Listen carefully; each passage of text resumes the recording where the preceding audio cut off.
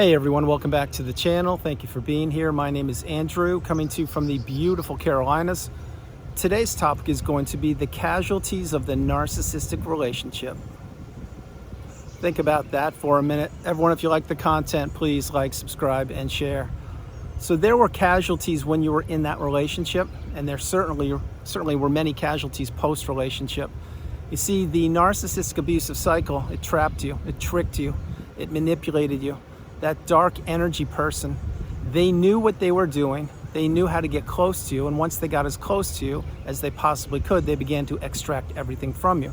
Again, I've shared this in thousands of videos. They took your time, your money, your energy, your effort, your love, your hobbies, your relationships, your purpose, everything about you and more. And what they wanted to do was use you as a fuel source. They wanted to use you as a catalyst to have them elevate themselves or have you elevate them through one leg of their life. Maybe that leg of their life was an hour. Maybe it was a day, a week, a month, a year, a decade. Maybe it was all the way up until just yesterday. But one way or the other, the narcissist looked at you as an opportunity. They looked at you as someone they could manipulate and someone who has a high level of empathy and who was giving and who was committed and who does have the ability to love, etc. But getting back to the casualties of the narcissistic relationship, think about when you were in it. You had hobbies that you were participating in. Again, maybe you liked to go rowing, or maybe you like to go skiing or surfing. Well, those all went by the wayside eventually, and you found yourself not participating in those hobbies. And the reason why you weren't participating in them any longer is because the narcissist was trying to poo-poo them or tell you that you shouldn't be participating in them or guilt you or direct you in a different direction or misdirect you away from your hobbies. That's just one example. Another casualty of the relationship is, let's say, your children or your stepchildren. Maybe you've been parental alienated. Maybe you haven't seen the kids in years.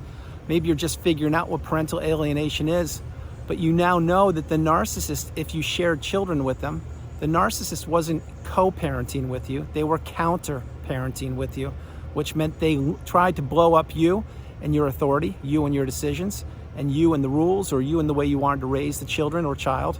The narcissist did not want you to keep a healthy, stable relationship with the children. That's why what they do is many times they want to become the child's friend or their bestie, and they groom these kids, and these kids, the narcissist believes they can turn into the next generation of toxicity. That's another casualty, the children of yours or your stepchildren. My hope is that your children, when they were being brought up, they didn't have a narcissistic parent, but they may have. Another casualty of the relationship is, let's say it was your siblings who turned out to be toxic and you are the white sheep or the black sheep of the family. You were the glue that kept the family together. Another example would be you're the person that has a high level of empathy and you were committed in giving to your siblings. Well, post-relationship with the narcissist, who perhaps wasn't your sibling, maybe it was a romantic relationship, and I'm talking about your siblings now, well, you realize that those people didn't have your best interest at heart. And now you're cutting ties with them, or you're not as close as you used to be with your siblings because perhaps you just exited a narcissistic relationship and you're healing, or you've healed. You see, there are casualties everywhere. There are three versions of you on this planet called Earth. There's the first version of you, of whom you were before you met the narcissist, and that is most likely a person who was wearing rose-tinted glasses and believed that everybody thought the way you believed and everyone had your best interest at heart. Then there's the version of you when you were in the narcissistic relationship. That is the toxic cycle that you were trapped in. That is when you were being manipulated. That's when you were in the narcissistic fog, maybe even the trauma bond. And that is not a pleasant place to be. And then the third version of you is the strongest, most galvanized version of you known to humankind. That is when you heal, and you heal properly. And the narcissist has been removed from your life. You've gone no contact. You've blocked them, deleted them, removed them and all flying monkeys and people associated with them. And now you've arrived at, or you are striving to reach, the pinnacle of indifference. And the pinnacle of indifference, or the mountaintop of indifference, is where you no longer care about the narcissist or any people from that period of time who are still tethered or connected to the narcissist, because all of those people showed you who they were, and they showed you that they were listening to the smear campaign, or they didn't check in on you, or they weren't there when they claimed they would be there. You see, when people hit their darkest days and their toughest periods of life, many times the people that they think will be there for them won't be there for them. Now, the narcissist is at the top of that list, but again, you didn't know what narcissism was back then. But I'm talking about average, everyday people who aren't toxic, who aren't the narcissist. Many of these people will just disappear. They will say, oh, they're too busy, they're caught up, they'd like to help out, but they can't. They just don't have the time. They have their own concerns. Well, think about all that you did for those people throughout your life. You probably moved mountains to help them out. You probably drove them to the airport, loaned them money, never got repaid, counseled them or was their sounding board and elevated them and helped them get jobs and helped them find their healthy partner, their spouse, or maybe babysat their kids, whatever you did. But when you needed help, many of those people weren't around. Think about what I'm sharing with you. See, it's not just the narcissist. And those people will be casualties of the relationship as well, because now in the third version of you, you're understanding that and not everybody is how they appear to be or whom they appear to be. And everybody, and I mean everybody, reveals themselves in time. What that means is when the chips were down, when your back was against the wall, when you were broken, and when you didn't know what was going on, or you just had figured out what narcissism was, who was there to support you? You probably didn't have anybody or few people at all. That's when these people reveal themselves. Now, I'm not saying everybody's a narcissist. I'm saying that everybody may not have your best interest at heart, including people that you thought at one point did. Again, those will be casualties of the relationship. Another casualty of the relationship, certainly, you know this one by now, it's your bank account, your money. You probably had your 401k decimated. You probably had to sell your house, liquidate your car. You probably had to get a new job, or you had to look at your bank account and realize that it was at zero. You most likely had credit card debt up to your eyeballs, and you were financially abused, most likely. Back then, you didn't know what financial abuse was, but now you're realizing that the narcissist was in it for the money. And what does the narcissist love more than money? They love your money. And when the money runs out, usually that's when the narcissist runs out. And they know this. Again, what they want to do, and I shared this with you earlier, is they want to take the best of somebody. They want to take all of the resources, everything they possibly can. And money is a huge one. So that will be a casualty of the relationship. Many times people, they cannot absolutely wrap their head around how much money they lost in that narcissistic relationship. And I was no different.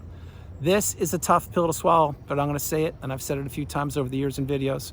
Whatever amount of money the narcissist grabbed from you or took from you, or however you supported them and they were financially abusing you, however you want to call it, whatever amount of money that was a direct correlation to how much money you had. So an example would be this. If you had $100 to your name, well, they would take whatever they could of that, add a zero. If you had $1,000 to your name, they would take whatever they could of that. And if you had $10,000, they would take whatever. So it's directly contingent upon how much money you had or how much money you allowed them to have access to.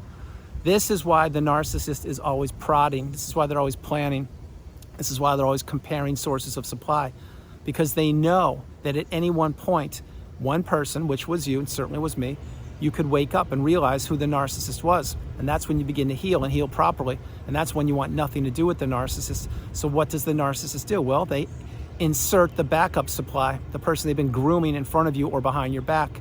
And they now know that if you figured it out, even if you were discarded, if you figured it out, the narcissist now knows if you've blocked them. They know that you've wised up. They know that you've figured it out.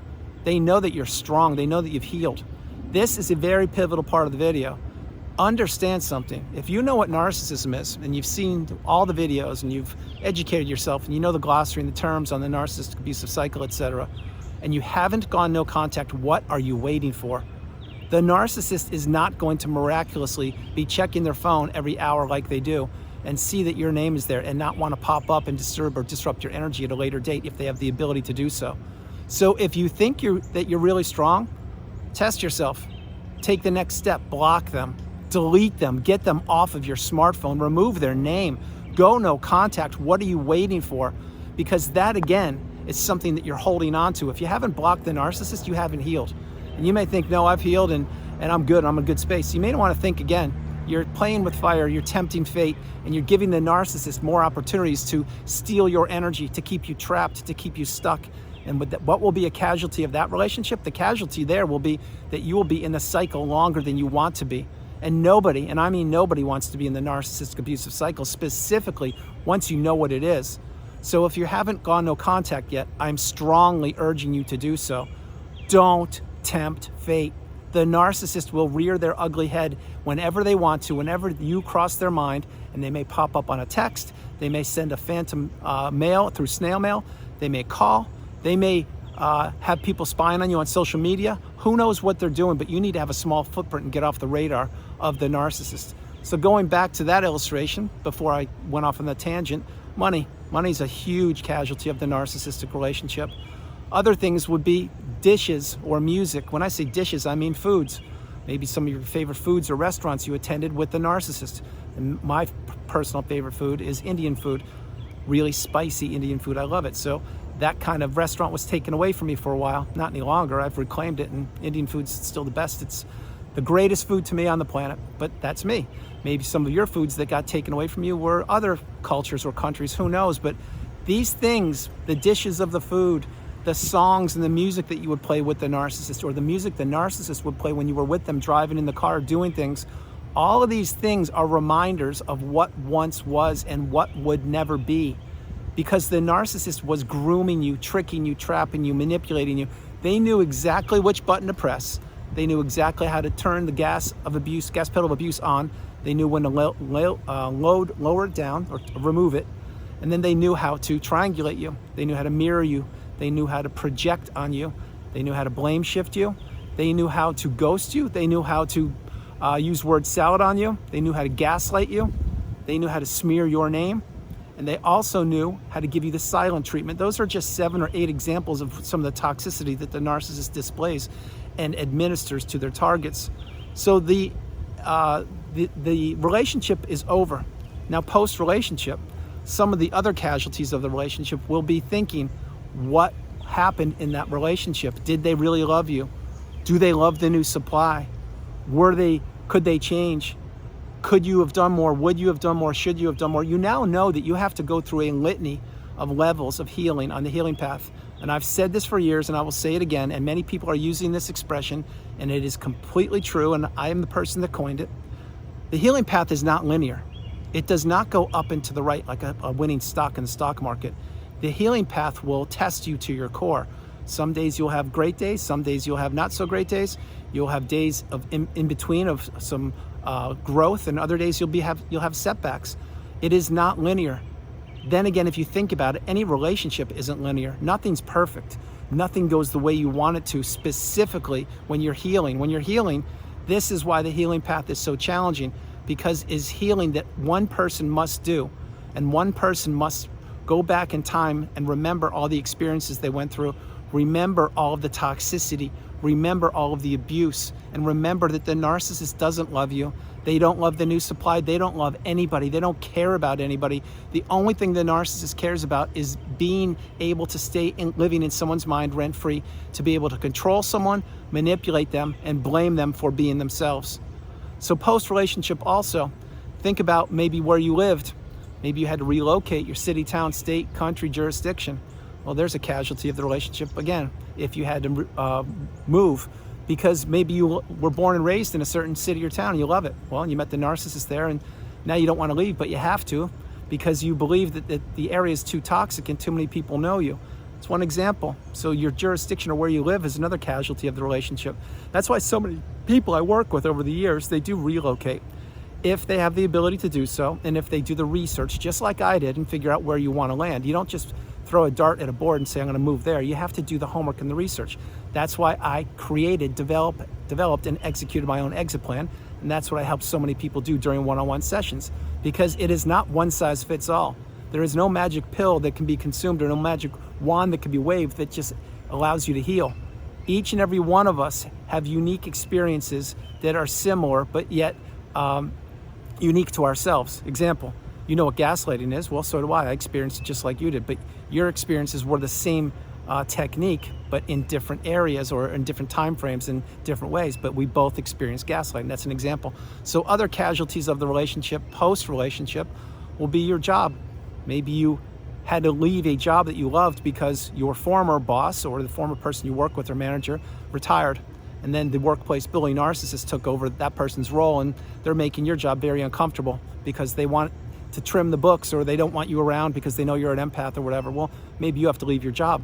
See, that's a casualty of a relationship, and that cuts both many different ways. One way is because your former boss or coworker or manager, they were a good person, but they wanted to retire, and it's time for them to do something different.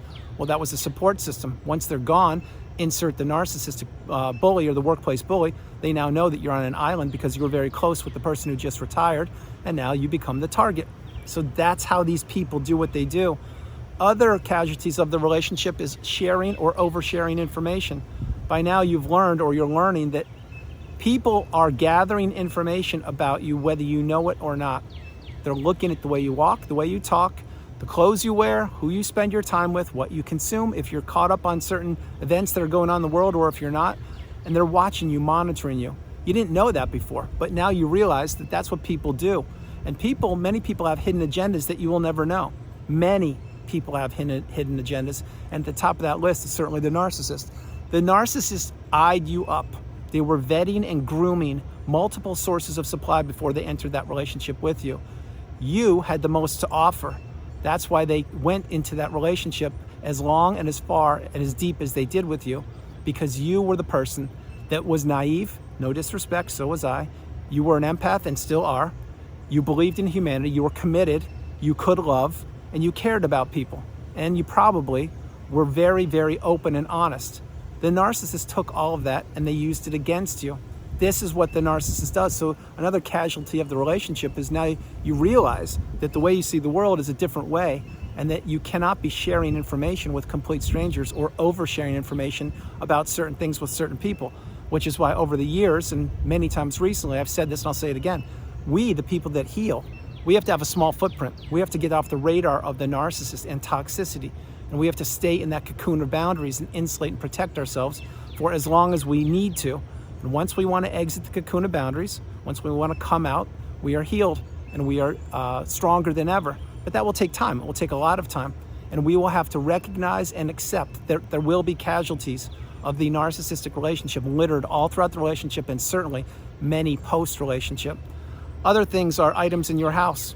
Think about maybe pictures or furniture or vacations would be a different thing. Mementos or commemorative pieces or things, heirlooms, things like that.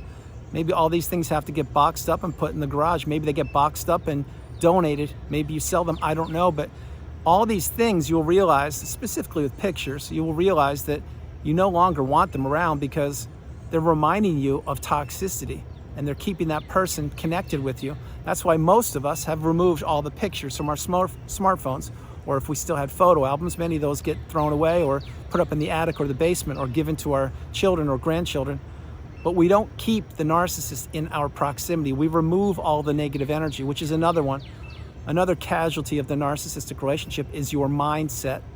Think about how much you've grown. Think about how much you've changed. Think about how much you've elevated. Way back when, you didn't know what you knew. Then you were trapped in that narcissistic abusive cycle and you were held prisoner or captive in that dungeon of horrors, in that minefield of manipulation, in that cesspool of toxicity. You didn't realize another person could do that. Now you do. Now that you've healed, your mindset is the strongest version of a mindset known to humankind. I can finish your sentence in a snap second. You may be able to do that with me. If you can't now, you will in the future, because our mindset has shifted. And why I said that's a casualty, it's not who you are now. It's when you were in the relationship. You were being played like a puppet. You were being controlled and manipulated. You were the unpaid helper. You were the walking apology. You were the indentured servant, but you escaped, you got out and you healed. Imagine how many people are still trapped in that mindset. There are so many people that are currently trapped in the narcissistic fog. I can't even put a number on it. And these people, you know, and you go to work with them and you see them at the grocery store and you see them in cars and then on airplanes and buses. These are the people that haven't figured it out, and they're being played right now and manipulated right now, and most of them will never figure it out. Those are all casualties of the narcissistic relationship, but that doesn't apply to you because you escaped, you made it out. That's why this is rarefied air where you are now living. You're not existing like all those people I talked about, which is where you were existing, but you're living now. Now you are breathing fresh air. Now the toxicity has been removed from your veins, your aura, your energy, your soul, your essence. All of the negative energy has been removed from your house or your apartment or your car, etc., which I'll talk about in a second. But think of all the people right now, and even people that you know that are trapped in the narcissistic abusive cycle, and they have no idea. That was you. That was me. That is not a place you want to be ever, ever, ever. Which again is why I suggest to people, go no contact, block these people. Last thing before I close the video, think about your car. Maybe you drive a car or a motorcycle, whatever it is, and if you do, maybe the car, you had to remove or change the car. Because why? Because the car has so many memories from the narcissist in it. These are all examples. I just shared probably about 16 or maybe 14 or 16, I'm not sure, maybe a little less. But there are thousands of casualties of the narcissistic relationship. The point is this, is you've healed or you are healing. You are stronger than you know. You need to understand you were targeted. The narcissist did know what they were doing. They do know what they're doing. They don't care. They want to keep as many people stuck in that zombie-like, trance-like state as possible. You were one of those people, as was I. We are no longer in that narcissistic fog. We are out. And the casualties of the narcissistic relationship that are littered all throughout our lives, we have said our piece with all of them. We've accepted them. We can't change the past. We can't predict the future. We need to live in the present moment, which is what we are doing. So everyone, that's the video. I hope you liked it. I loved doing it from the beautiful Carolinas. This is Andrew. Namaste. Have a great afternoon, evening, or morning. No matter where you are on the planet, you are not alone. Remember that. You are not alone. I love you all. God bless you. And I will talk to you tomorrow. And the casualties of the narcissistic relationship, they keep going on and on and on.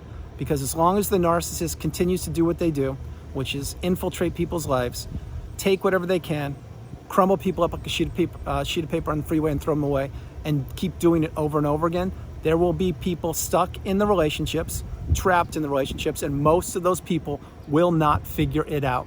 You may say that no, a lot of people I know are figuring it out.